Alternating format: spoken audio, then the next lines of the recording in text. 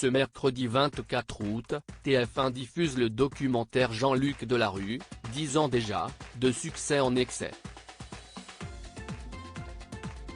L'occasion de revenir sur la vie sombre de Jean-Luc Delarue, mort à l'âge de 48 ans, des suites d'un cancer de l'estomac, il y a 10 ans. Une disparition qui a été suivie par une véritable guerre d'héritage entre son ex Elisabeth Bost, mère de son fils Jean, et sa veuve Anissa.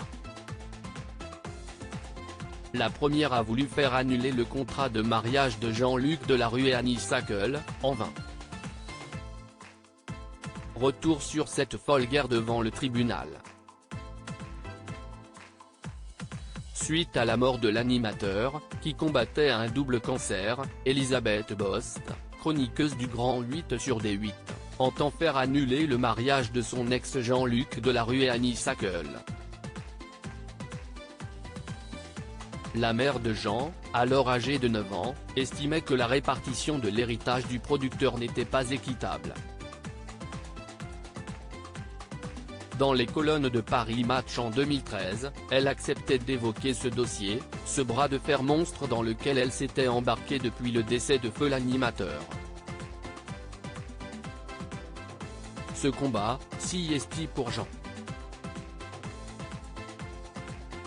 Je revendique le droit de pouvoir poursuivre l'éducation de mon fils avec les moyens dont nous étions convenus avec son père, confie-t-elle à l'époque. Si est pour cela que je demande le maintien de la pension versée de son vivant, bien que cela m'ait été refusé puisque, à la surprise générale, les comptes de Jean-Luc étaient vides au moment de son décès.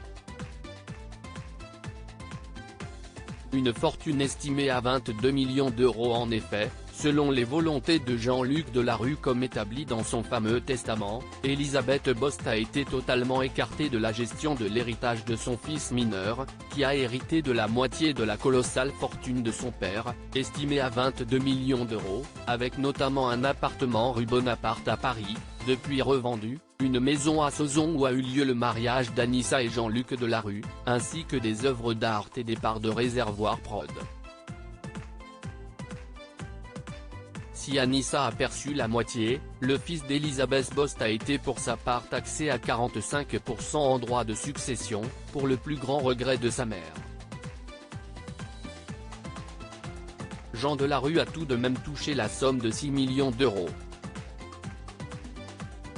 Déboutée, elle doit de l'argent à Anissa. Quant à Elisabeth Bost, elle a finalement été déboutée, la justice ayant finalement tranché en faveur de la veuve, en appliquant les dernières volontés du regretté présentateur.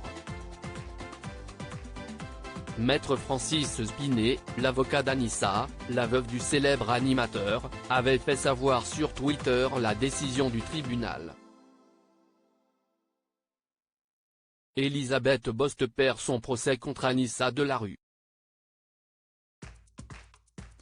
Pour le tribunal, le mariage était un projet mûrement réfléchi avant même la découverte de la maladie de Jean-Luc Delarue.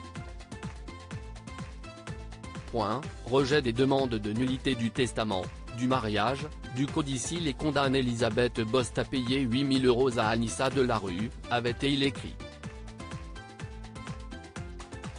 Déboutée, elle devait donc en plus verser de l'argent à sa rivale.